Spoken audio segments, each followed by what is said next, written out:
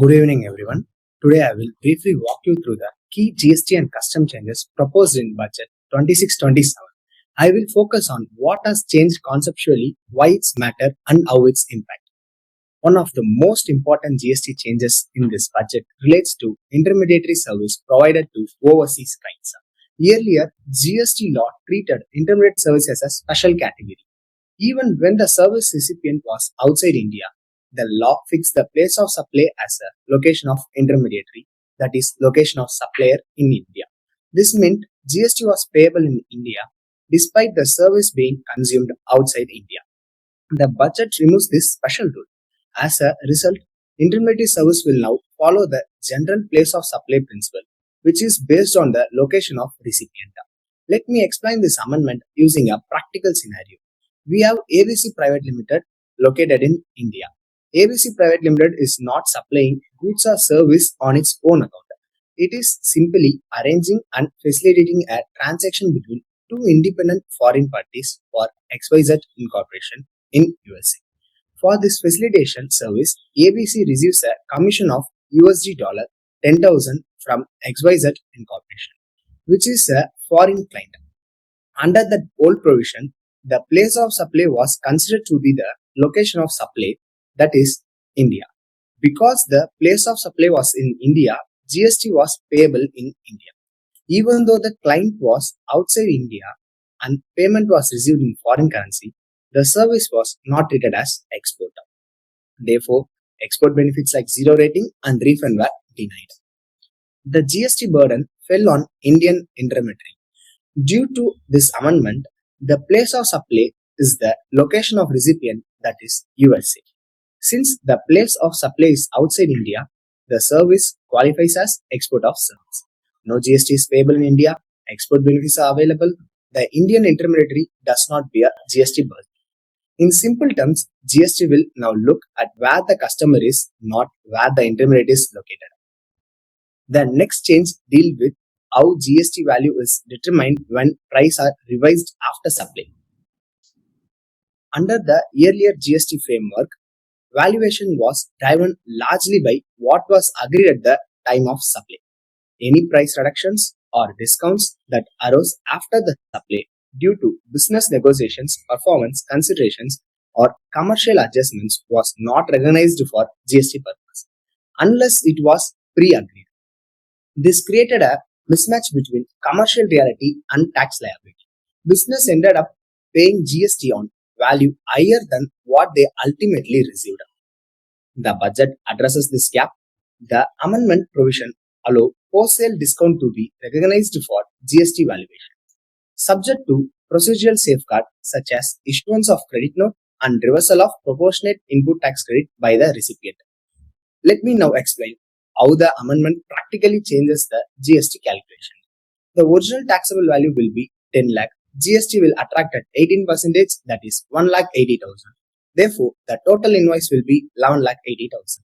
Later, the supplier gives a post-sale discount, that is for 1 lakh. Earlier, post-sale discount were allowed only if there was a pre-agreed agreement. In this case, since the discount was not pre-agreed, GST has to be paid on 10 lakh. Even though the supplier actually received only the service for 9 lakh, they need to pay on a total amount. GST will be paid remain 1,80,000. No GST amendments adjustments allowed. Credit note issued only for accounting purposes. Taxable value remained for 10 lakh. So GST was paid on the original value, not on the final value. After amendment, now pre-agreement required is totally removed. Supplier can issue a credit note. Taxable can be revised. Therefore, the revised taxable value will be 9 lakh, not 10 lakh. GST will be paid on 9 lakh, not on 10 lakh. GST attracts will be reduced to an 18,000. The recipient must reverse ITC of rupees 18,000. In essence, GST now taxes the real economic value of transactions. Next, effects on the credit note definition due to amendment. Earlier, GST law allowed issuance of credit notes, but it was not explicitly clear where such credit notes could be relied upon. Revise the taxable value of supply for GST purpose.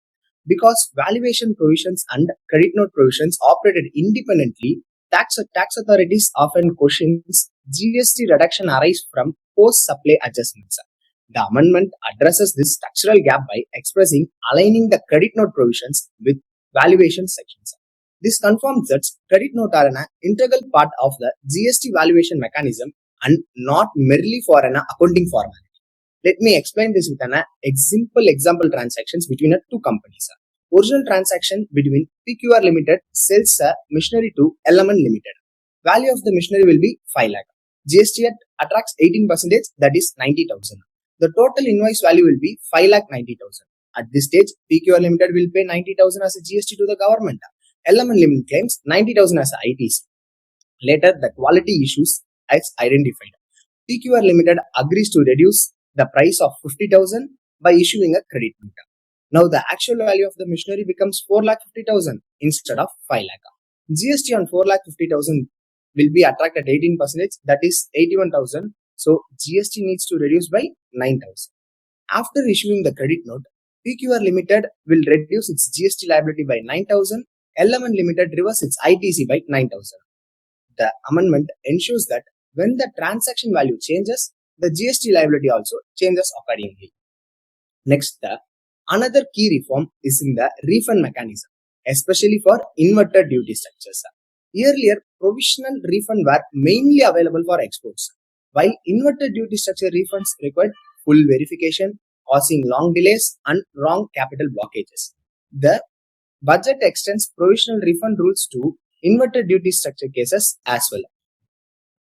Overall, the intent is to make the refund system more supportive of genuine business requirement. Next, the amendments to refund on export with payment of tax. There is also a positive changes for exporters, especially for smaller ones. Earlier, refund on export with payment of tax were subject to minimum threshold limit of 1,000, which disadvantages for small exporters.